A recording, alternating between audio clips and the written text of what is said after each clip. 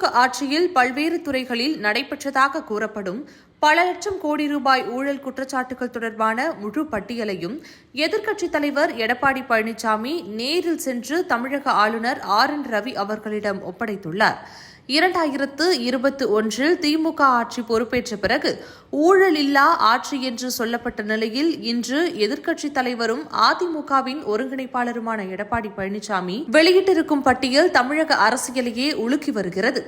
அரசின் பல்வேறு துறைகளில் முறைகேடுகள், கமிஷன் ஒப்பந்த ஊழல் நடைபெற்றுள்ளது என்று அவர் குற்றம் சாட்டியுள்ளது மிகப்பெரிய அதிர்வலையை ஏற்படுத்தியுள்ளது. எடப்பாடியார் வெளியிட்டிருக்கும் பட்டியலில் முக்கியமாக நகராட்சி நிர்வாகம் மற்றும் குடிநீர் வழங்கல் துறையில் 64,000 கோடி ரூபாயும், ஊரக வளர்ச்சி மற்றும் பஞ்சாயத்து ராஜ் துறையில் 60,000 கோடி ரூபாயும், நெடுஞ்சாலை மற்றும் சிறிய துறைமுகங்களில் 60,000 கோடி ரூபாயும், மின்சார துறையில் 55,000 கோடி ரூபாயும், டாஸ்மாக் மதுபான துறையில் 50,000 கோடி ரூபாயும், பதிவுத்துறை மற்றும் பொதுப்பணித்துறை ஒவ்வொன்றிலும் 20,000 கோடி ரூபாயும், நீர்வளத்துறையில் 17,000 கோடி ரூபாயும், சென்னை மாநகராட்சியில் 10,000 கோடி ரூபாயும், தொழில்துறையில் 8,000 கோடி ரூபாயும், பள்ளி கல்வி, சமூக நலன், வேளாண்மை ஒவ்வொன்றிலும் 5,000 கோடி ரூபாயும், சுகாதாரத்தில் 4,000 கோடி ரூபாயும், உயர்கல்வி, HRNCE, ஆதிதிராவிடர் நலனில் 1000 முதல் 1,500 கோடி ரூபாயும்,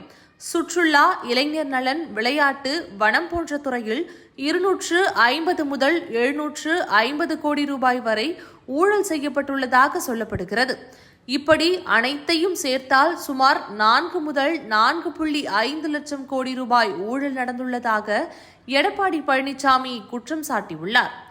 இந்த விவகாரம் தொடர்பாக ஆதார ஆவணங்களுடன் கூடிய முழு பட்டியலை ஆளுநர் ரவி அவர்களிடம் எடப்பாடி பழனிசாமி நேரில் சென்று வழங்கியதோடு ஓய்வு பெற்ற உச்சநீதிமன்ற நீதிபதி தலைமையில் சுயாதீன விசாரணை ஆணையம் அமைக்க வேண்டும் என்று கோரிக்கை வைத்துள்ளார். இந்த குற்றச்சாட்டுகளுக்கு திமுக அரசு என்ன பதில் சொல்லப் போகிறது?